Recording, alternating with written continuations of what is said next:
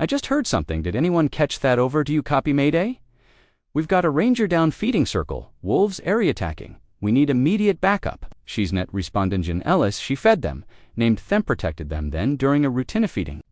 They encircled her a pack of wolves animals she had spent years rehabilitating, turned deadly inmates, a quiet Montana. Sanctuary Becomia kill zone, her co-workers say. She was careful, her supervisors say. It wasn't thinkable, but the evidence told a different story. What caused these wolves raised in captivity to attack the very ranger who nurtured them? Was it hunger, territory, or something much darker? This is the story of Park Ranger June Ellis, the horrifying moment when the wild reminded us it cannot be tamed if you are passionate about wildlife. True stories and the hidden dangers of human-animal relationships. You're in the right place. Welcome to the Animal Quest channel. A park ranger, she was the heart of Bear Valley Wildlife Sanctuary, nestled deep in the pino-covered slopes of northern Montana. Bear Valley had long been a haven for injured and orphaned wildlife. But for June, it was more than a job. It was a calling. She joined this sanctuary at just 24 years old. Straight out of the University of Montana, where Esh studied wildlife biology over the next decade, she rose through the ranks not through ambition, but through devotion. She had a quiet, steady, pre-Cinchano fanfare. Just the kind of ranger who showed up early, stayed late, and never hesitated to sleep in the observation cabin during wolf pup recovery season. By 2024, she'd become the senior wolf rehabilitation specialist at Bear Valley, was known among her peers as the Wolf Whisperer. She didn't just study the wolves, she lived with them. She knew each one by name, by habit even, by sound. Her journal, found later in her cabin, held meticulous notes on feeding routines, pack dynamics, and even the emotional behavior of individual wolves. Other rangers would often say, if June was there, the wolves would stay calm. Shehad raised most of them from pups, animals abandoned after their packs were poached or displaced by wildfires. Wolves like Brutus, the dominant male, and Luna, the shy, submissive female, shed-nursed through a broken leg to outsider Stee, were predators. But to June, they were her life's work. She had a bond with every wolf, said Elijah Barlow, a fellow ranger who worked with her for 6 years, knew them better than anyone, better than we did sometimes. Honestly, may better than she should have. That and trust, the very thing that made her legendary at Bear Valley, was also the one thing that would ultimately liberate her, because as she poured herself into understanding wolves, she may have forgotten one truth: that every expert learns eventually. A wolf may accept your presence, but it never forgets what it isn't. In the wilderness of Bear Valley, nature doesn't give second chance. Bear Valley Wildlife Sanctuary is no side attraction. It's 140 acres of fenced wilderness carved into the terrain of northeastern Montana, where logging roads fade and nothing and radio signals die beneath towering alpine ridges. Established in 1997, the sanctuary was built to give a second chances to animals that had no booziness. Surviving wolves hit by carsorphan, pups found beside traps, pack shattered by poaching, wildfire, or human encroachment. As of spring 2024, Bear Valley was home to 12 gray wolves ranging in age from 7-month-old. Risquesto older alphas nearing the end of their lives. Unlike traditional zoos, Bear Valley was hands-off on paper. Wolves lived in semi-wild enclosures. Human contact was minimized, but feeding had to happen, and that's where the linens started to blur. Each evening shortly bear dusk, the rangers would make their way to what was called the feed-in circle, a clearing just inside, then a Rith-West enclosure. It was a carefully structured process. Meat drops placed at designated points, wolves called in with signals, rangers staying just outside the perimeter. In theory, it was safe. In practice, it relied heavily on trust, and no one trusted more than John Ellis. Junifon insisted on doing the feeding herself, not out of ego, but because she believed she could sense the wolves' moods. She'd spend a few extra minutes watching them eat, noting who fed first, who hung back, who showed signs of agitation or illness. Other rangers followed protocol. June read the animals, but over time, the line between observation and habituation began to erode. Even well-meaning feeding can condition wolves to people, said Robert Kessler, a wildlife biologist who consulted with the sanctuary in 2022. Wolves are intelligent, socially complex animals when they associate a human with food, especially a familiar human. Thought neural pathways don't just dissolve, not Just feeding them, you're becoming part of their pack structure. Whether you mean to or not, by early September 2024, June had become more than a feeder. She was a fixture in the Wolves routine, familiar, predictable, unarmed, and in the animal kingdom predictability is not always safety, sometimes it's opportunity. Bear Valley had no cell service, no permanent security just fences, a few radios, and the unspoken belief that if something ever went wrong, help would come to late June. Knew the risks, but she also believed in the mission. She believed in her wolves, and in September 14, 2024, she walked into the feeding circle one last time, not knowing that the pack, her pack, was a buto. Make a decision, but not all danger warnings were ignored or reading. The weeks leading up to the attexidal shifts in behavior began to ripple through the wolf enclosures at Bear Valley. To an untrained observer, they might have looked like routine or restless, but two seasoned rangers, the wolves, were sending signals. It began with proximity. Wolves, who once hovered at the edges of the clearing during feedings, were now drawing closer. Brutusque's dominant male started arriving early and holding eye contact longer than usual. One of the younger males, Tagger, was spotted several times lingering north boundary fence at odd hours. Then came the breaches twice. In late August, wolves approached the outer staff camp boldly one night. Luna was seen dragging away a bag of freeze-dried meat from Atable left unattended. Another evening, two rangers were forced to retreat to their cabin after three wolves circled death. Fire pit tails, stiff bodies, tents. It wasn't just curiosity, said Staff Ranger Kelsey Vaughn, who had worked alongside June. For nearly 5 years, they'd circle us slowly. They knew we were unarmed. You could feel it in your gut. It was no longer just observation. It was testing. Incidents were logged formally. The sanctuary kept a detailed incident booking, the main office, and by September entries had spiked August 28th, beyond feed zone, boundary novocalization. September 3rd, Luna observed poing, Ford cooler near cabin.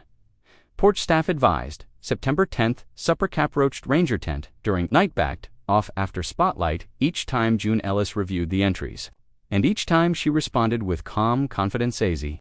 Our wolves being wolves, she routined the margin of one report. Their arresting presence, not aggression. Manton routines stay predictable. Some staff didn't agree. I told her we need dead toe change the schedule, maybe alternate feeders, Kelsey added. But June, she had that certainty, like she knew them. She said changing patterns would confuse Thepak and escalate tension, but science had long warned against suckover confidence. In 2002, Dr. Mark Mickney, Department of Fish and Game, published a study analyzing hundreds of Ophiman wolf encounters. His conclusion was shocking. Wolves that become habituated human presence and food sources can begin testing boundaries. Once a wolf no longer sees humans as a threat, it begins to see them as opportunity. And in Bear Valley, the wolves had crossed the threshold. They weren't curious anymore. They were calculating, and June Ellis was still walking into the feeding circle every night alone with no weapons. Deterrence, no backup, because in Hermond she wasn't entering enemy territories, was coming home, but for the wolvest boundary between human and prey had already blurred, and on September 14, that line would disappear completely. September 14, 2024. A Saturday, the sun had already begun to dip behind the ridge, casting long shadows over the tree line at Bear Valley Wildlife Sanctuary. It was 6:03 p.m. by the ranger station clock when June Ellis grabbed meat buckets from the cooler rough-kits of elk and venison collected from Aracent Roadkill's salvage run, stacked in metal tins. She loaded them into a plastic sled, tugged on her gloves, and radioed, heading to Circle 12 Wolves. A lack counted for those would be the last words anyone heard from her, a June air staffer. Logan Brewer offered to assist with the feed. June declined, just as Shielways had. They know me, she said. If he had, someone knew it. Could spook them. At 6:11 p.m., June entered the northwest enclosure through Gate C, the rusted service entrance that led directly into a feeding circle, a 40-foot wide clearing surrounded by tall pine and low brush. The gate latched shut behind her with a metallic click.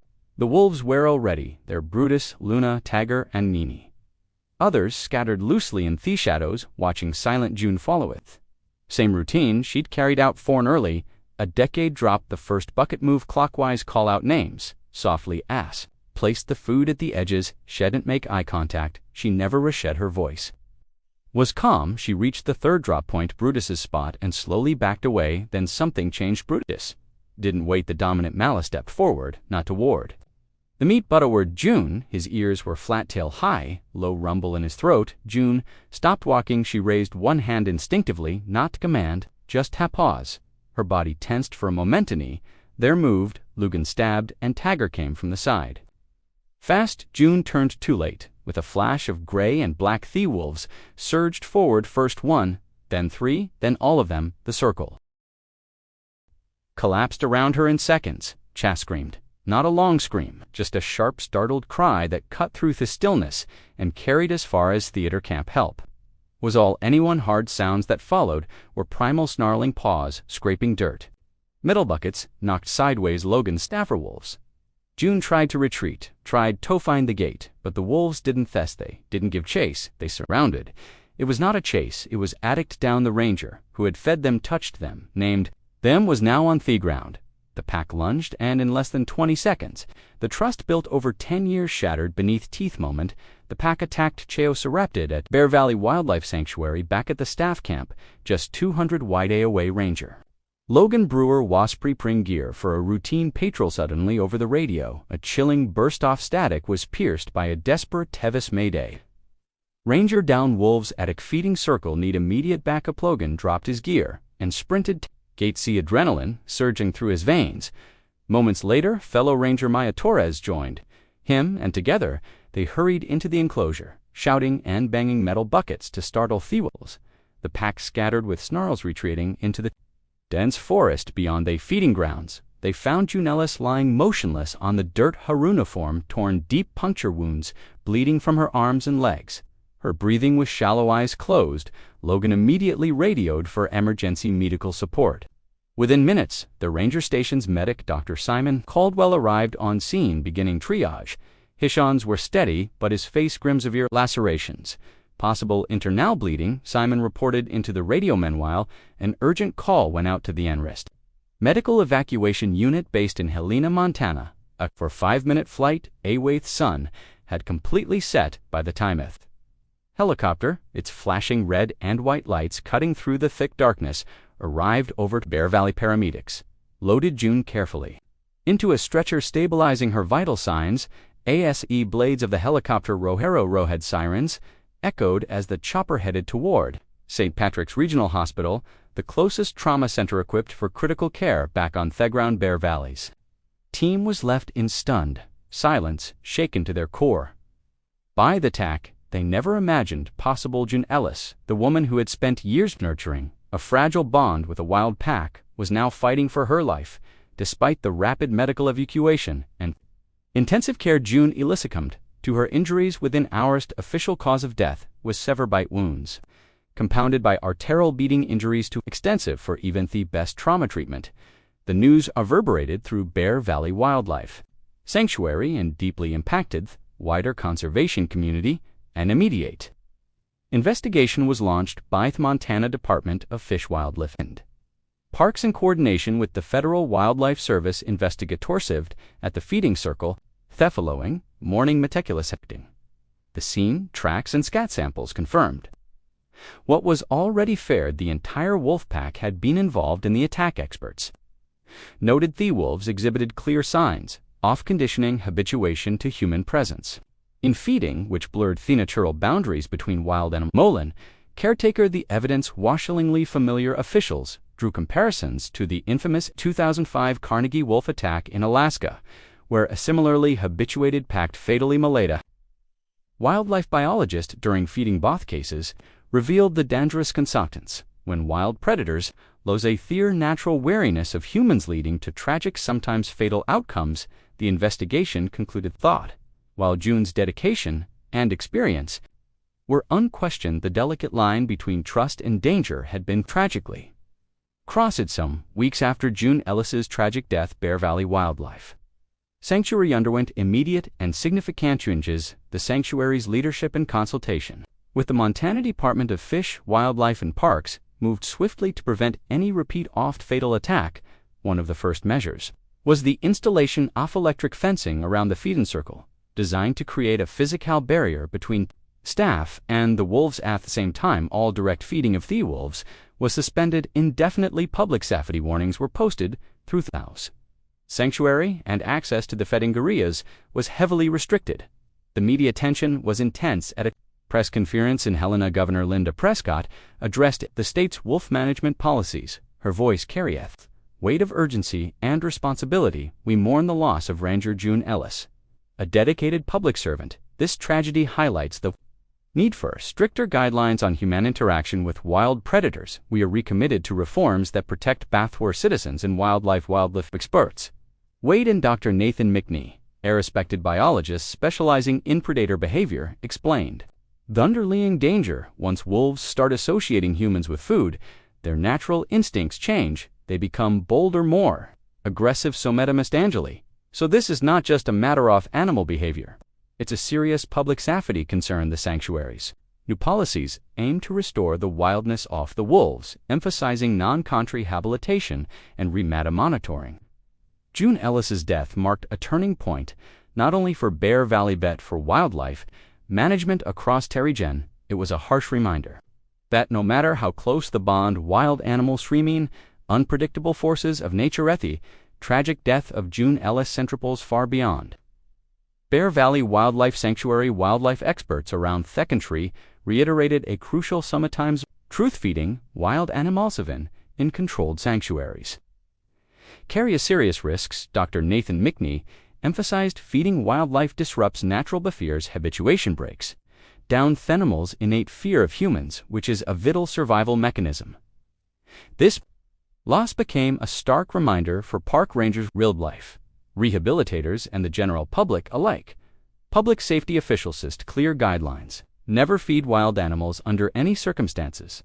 Wild animals are inherently unpredictable. A safety bulletin warned even those raised in sanctuaries can revert to their instincts in moments of stress or confusion.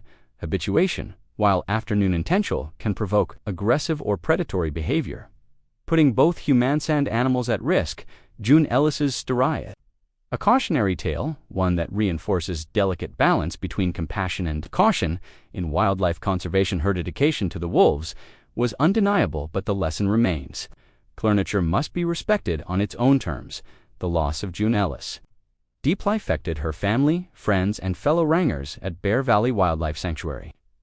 A memorial service was held on a crisp August morning, surrounded by the wilderness she loved so fiercely. Her colleagues gathered to honor her life and dedication. A plaque was unveiled near the sanctuary's main entrance, inscribed with words that captured her spirit: in memory of June Ellis Guardianoff, the wild protector of the pack. Ranger Logan Brewer, visibly moved, spoke softly but with conviction: June saved countless wolves through her care and commitment. Won't let her death be in vain. Her legacy will guide us to work safer, smarter, and with the utmost respect. Worthwhile though June is gone, her story remains a powerful reminder of the fragile bond between humans and nature, built on respect, caution, and deep love. June Ellis's story is a solemn reminder that the wild is not ours. Totem respect for nature's boundaries is essential, not just for our safety but for the survival of the creatures Radcliffe to protect. If you found this in-depth true story documentary in-depth, please like, subscribe, share, and activate notifications to stay informed on more compelling wildlife stories. Thanks for watching, and see you.